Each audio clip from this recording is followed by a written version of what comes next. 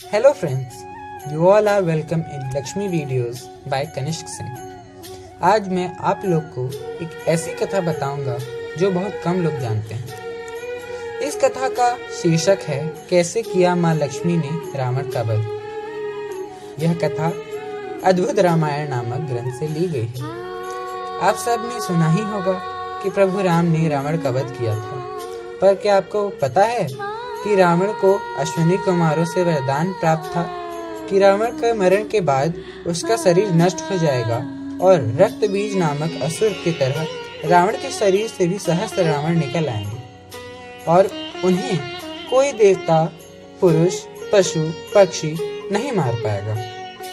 इसी कारण माँ लक्ष्मी ने अपने स्वामी श्री विष्णु के साथ क्षीर सागर को छोड़ धरती पे आने का निर्णय किया और मनुष्य योनि में जन्म लिया। जब माँ सीता का युवावस्था आया तो राजा जनक ने स्वयंवर आयोजित करवाया और शर्त रखी कि जो भी शिव धनुष पर प्रत्यंचा चढ़ाएगा वही सीता का वर होगा, क्योंकि धनुष उठाने में समर्थ केवल सीता थी और कोई भी पिता चाहेगा कि पुत्री का वर पुत्री से ज्यादा सामर्थ्यवान हो। और प्रभु राम ने धनुष तोड़कर माँ सीता से विवाह संपन्न किया।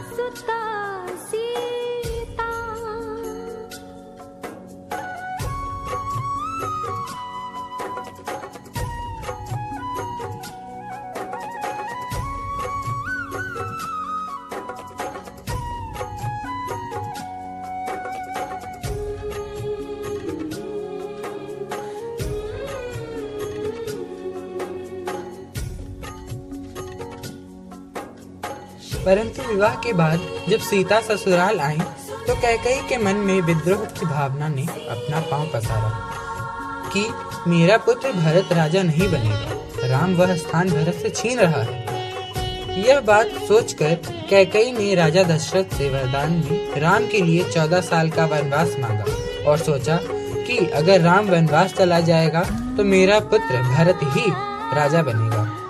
तब माँ सीता ने निर्णय किया कि वो भी अपने स्वामी के साथ 14 साल वन में बिताने के लिए जाएंगे और वनवास काट के ही अयोध्या पुनः वापस आएंगे।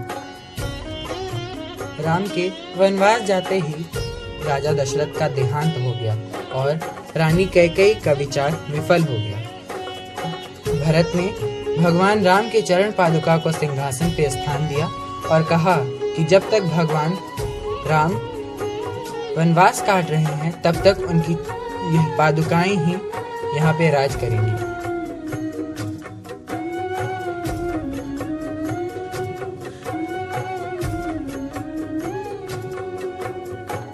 माँ लक्ष्मी जो त्रिकाल ज्ञाता हैं, सीता रूप में भी उन्हें सब स्मरण था और वह बहुत चिंतित थी, क्योंकि उन्हें पता था कि कुछ ही समय बाद उनका प्रभु राम से विछोह होने वाला है।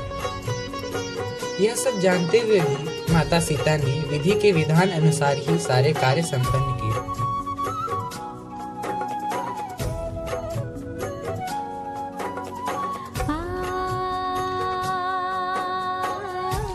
रावण साधु के भेष में भिक्षा मांगने आता है और माँ सीता का अपहरण कर ले जाता है। उस मूर्ख को यह नहीं पता रहता है कि माँ सीता ही आदि शक्ति महालक्ष्मी है। जब रावण का अत्याचार अशोक वाटिका में माँ सीता के ऊपर बढ़ता है तो माँ सीता बस रावण को भयभीत करने के लिए अपना आदि शक्ति महामाया का रूप उसे दिखाती हैं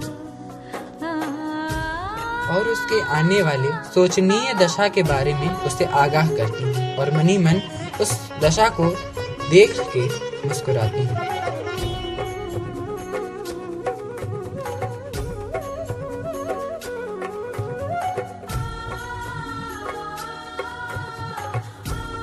माँ सीता को पुनः अयोध्या वापस लाने के लिए प्रभु राम ने वानर सेना, लक्ष्मण व हनुमान आदि के साथ लंकापति रावण से युद्ध आरंभ कर दिया। घमासान युद्ध हुआ, कईयों की लाशें बिछ गईं, परंतु प्रभु ने हार नहीं मानी। रावण को तो प्रभु राम ने संहार दिया, परंतु वरदान के कारण सहस्त्र रावण से प्रभु हार गए और मूर्छित होकर धरातल पर पड़े रहे। पूरी सेना रावण से चित्त हो गई और धरातल जैसे लाशों से बिछ गई हो।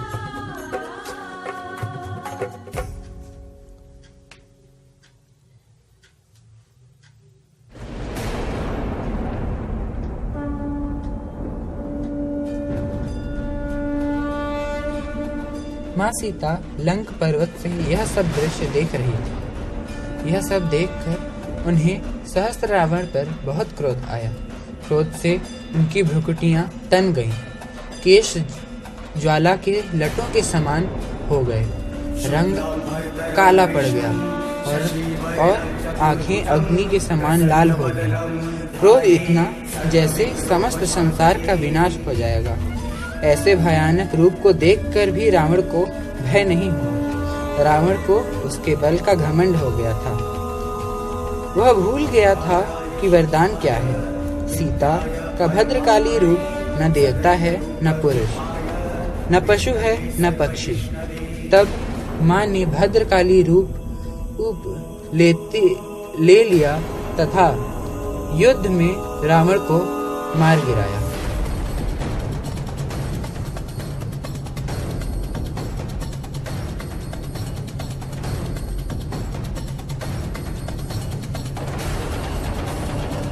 माँ सीता और रावण के बीच भी घमासान युद्ध हुआ। दोनों एक दूसरे पर प्रहार करने लगे।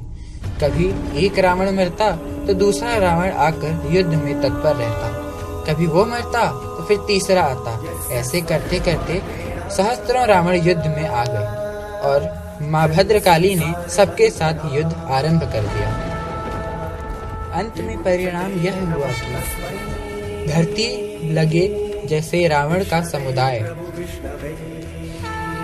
माँ का क्रोध शांत करने के लिए देवताओं ने मंत्र पढ़ना आरंभ कर दिया।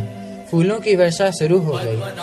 गगन में जैसे सितार बजने लगे हों। खुशी हर जगह छा गई कि अब रावण का वध हो गया है, दुर्काल हट गया है। परंतु एक तरफ यह सब हो रहा था और दूसरी तरफ परंतु कहते हैं ना, माँ कभी कुमाता नहीं होती।